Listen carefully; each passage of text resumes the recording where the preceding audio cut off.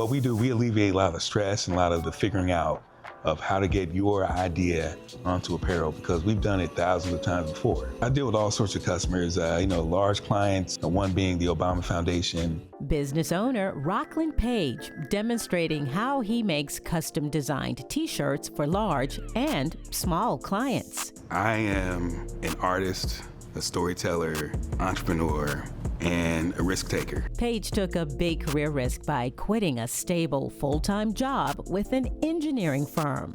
And even though it paid really well, it was one of the most boring jobs I ever had in my life. And I just started thinking, like, this is not what I went to school for. This is not how Rockland Page is gonna go out.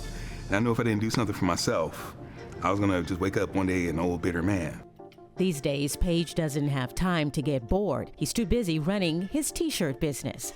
In the beginning, Page says he didn't know how to get started, but he had a friend with a screen printing business which gave him some ideas. I took out a personal loan and bought a heat transfer machine. I would just print out these transfers that I designed whenever somebody ordered from my website. And so I launched that in November of 2017. I launched ROCKaBLOCK.com, did everything out of my basement. Page invested in more equipment so he could produce his designs faster and started doing pop-up shops and other outdoor events. Business was booming. Then along came the pandemic in 2020. Everything got canceled, all the events, all the speaking engagements. My paycheck got cut down to, pennies pretty much. But then out of nowhere, I started getting orders from all around the country from people I didn't know. So orders from New York, LA, down in Texas, Florida, and I'm like, what's going on here? Page says this was right around the time of the George Floyd murder, nationwide protests, and police shootings. And then out of nowhere, I got an email from a producer at ABC7 Chicago, and they asked me if I wanted to do an on-air interview. Did the interview and great, and then as soon as I got off the air, my phone just blew up with orders from all over Chicagoland. At the time, I felt like that was the day ROCKaBLOCK was really born. And that was the first day I felt visible. And so I just built on that, opened up my first storefront. ROCKaBLOCK has now relocated its operations to Indianapolis, where Page grew up. There's so many things happening here now that weren't happening before. We've had Super Bowls, we've had the All-Star game for the NBA and WNBA, and there's plenty of opportunities for young black entrepreneurs to show who they are and what they're capable of. I come from a family of artists. My grandfather was a self-taught painter. He only had a third grade education, but he loved to paint and draw and sketch.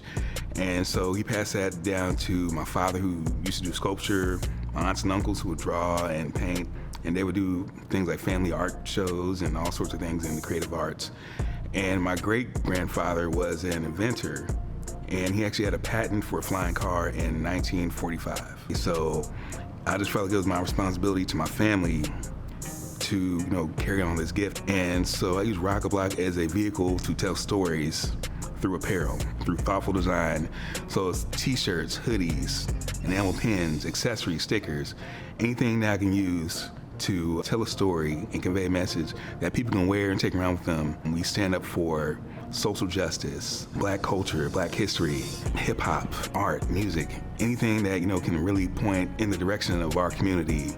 That's what ROCKaBLOCK is. I've had people break down in tears when they picked up one of my pieces. I didn't just get into the t-shirt business just to put a logo on a shirt. These are canvases, and everywhere these people go with my shirts, my art goes with them. Besides t-shirts, hoodies, stickers, and even candles, Page also sells skateboards. But a friend of mine that I went to college with, her name's Andrea Miller, she called me one day and said, hey, I'm working with these high school students in Warsaw, Indiana, and we run a skateboard shop. Do you want to put some of your artwork on these skateboards? I'm like, yeah, let's do it. T-shirts may seem like a very low-tech product, but Page is using the latest technology to make his shirts come alive. So we're beginning to incorporate AR technology into a lot of our designs. That means you'll actually be able to interact with the designs through either your smartphone or eventually smart glasses, where you actually look at the shirt and the design will interact with you, talk with you, you push buttons. And so we're very close to having that done. Page likes to say, we don't sell t-shirts here, we sell experiences.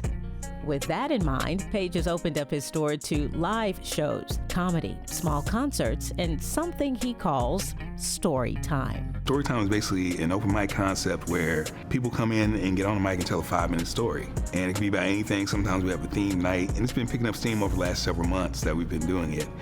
And we've had people come in laughing, crying. It's been therapeutic for a lot of people to be able to get up and share their stories. Page says he wants to change lives with his designs, even just in a small way, by sparking conversations about race, ethnicity, and equality. I don't know, anyone can just put something on a shirt. Anyone can just open up a business just to make money. But at the end of the day, I want to make a difference. And it feels like a betrayal of myself not to do anything else.